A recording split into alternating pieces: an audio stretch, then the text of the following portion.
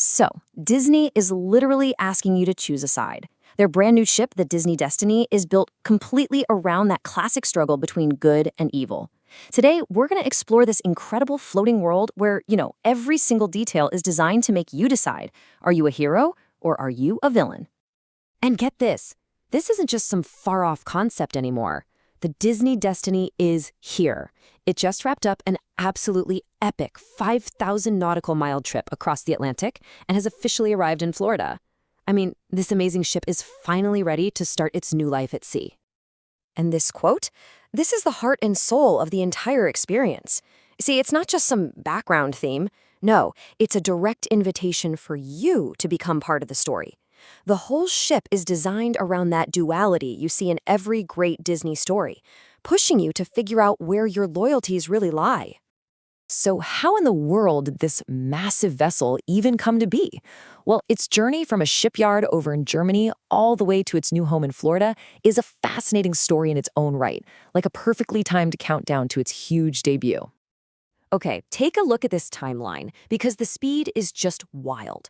We're talking about going from the very first piece of steel being laid in Germany in March of 2024 to it arriving in Florida just over a year and a half later. It's just an incredible feat of engineering, and it's all building up to that one huge day, the Maiden voyage on November 20th. All right, now let's step on board and see how they actually pulled off this whole heroes and villains thing. We're going to explore how that theme is woven into practically every inch of the ship, creating this world of amazing contrasts and stories you can walk right into. And boom, this slide just says it all, doesn't it? On one side, you've got the Grand Hall, this absolutely majestic space celebrating the heroism of Wakanda. And then, probably just a few steps away, is the Haunted Mansion Parlor, a spooky, cool lounge straight out of the classic ride. It's light versus dark, hero versus villain, all right there next to each other.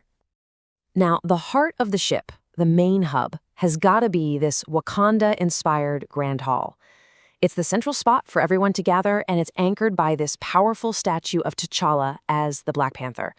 I can just imagine this place coming alive with entertainment, like sounds of Wakanda with drummers and music. It's going to be awesome. Okay, let's talk about food, because this is one of Disney Cruise Line's coolest features, rotational dining. Basically, it means you get to eat at 3 completely different, super-themed restaurants during your cruise. And here's the best part. Your servers move with you each night, so they totally get to know what you like. So the lineup has a couple of fan favorites returning, World of Marvel and the super classy 1923. But the big brand new one is Pride Lands. This is supposed to be a full-on theatrical dining experience all about the Lion King. You're basically eating dinner right in the middle of Simba's story, complete with live music and African-inspired dishes. And of course, the music for the Pride Lands show is just chef's kiss. You get all the classics. But here's the part that really nails the theme of the ship. They're doing a special hero-villain mashup of I Just Can't Wait to Be King with Scar's big song, Be Prepared. I mean, come on, that is the perfect musical summary of this whole ship. Now, for the adults, the lounges are where the themes get really, really specific. Seriously, whether you see yourself as a swashbuckling pirate, a master of the mystic arts, or a high-fashion villain, they've built a spot just for you. You can literally step right into the Pirates of the Caribbean ride at this place, Cask and Cannon. It's designed to look and feel like a real pirate tavern, packed with all these cool nautical details, and yeah, they'll be serving up specialty rums and other unique drinks.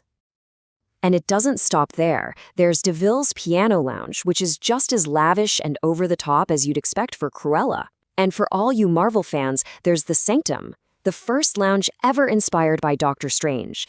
It's supposed to be filled with mystical artifacts and, I'm sure, some very interesting cocktails.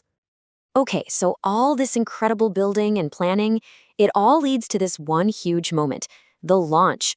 When does this amazing ship actually start sailing with people on board? Let's get into the details of its very first history-making voyages. And just to make sure we're all on the same page, a ship's maiden voyage is its grand debut. It is the very, very first time it sails with paying guests. It's a huge deal and a really special event for any new ship. All right, you might want to mark your calendars for this one. The historic maiden voyage is a special 4-night trip to the Bahamas, leaving November 20th, 2025 from its new home in Fort Lauderdale. But here's what makes it extra special. It's the first maiden voyage ever to visit both of Disney's private islands, Castaway Cay and the new Lookout Cay. That is a truly unique sailing. So, right after that amazing maiden voyage, the Disney Destiny will settle into what they're calling her inaugural season. She'll be doing a regular schedule of 4- and 5-night cruises to the Bahamas and the Western Caribbean, all sailing out of Port Everglades in Fort Lauderdale. You know, to really get a handle on just how massive this ship is and the world it holds inside, we've got to look at some numbers. These stats really help paint a picture of the true scale of this new legend. First up, 144,000 gross tons. Now, that number isn't about how much it weighs. It's actually a measure of the ship's enormous internal volume, all the space inside. It puts it right up there with its sister ships, the Wish and the Treasure, and it's what allows for all those incredible themed worlds we've been talking about. Next up, its length, 1,119 feet. To put that in perspective, that is longer than 3.5 football fields laid end to end. This thing is an absolute giant, a commanding presence on the water, and one of the biggest ships in the entire Disney fleet. And all that space is for the people. The Disney Destiny can host up to 4,000 passengers on every single trip. And they'll be taken care of by a crew of over 1,500 people, all working to bring that Disney magic and this hero and villain story to life. Which, of course, brings us right back to where we started, that central question. See, the Disney Destiny isn't just a cruise ship. It's a stage, and you're the main character.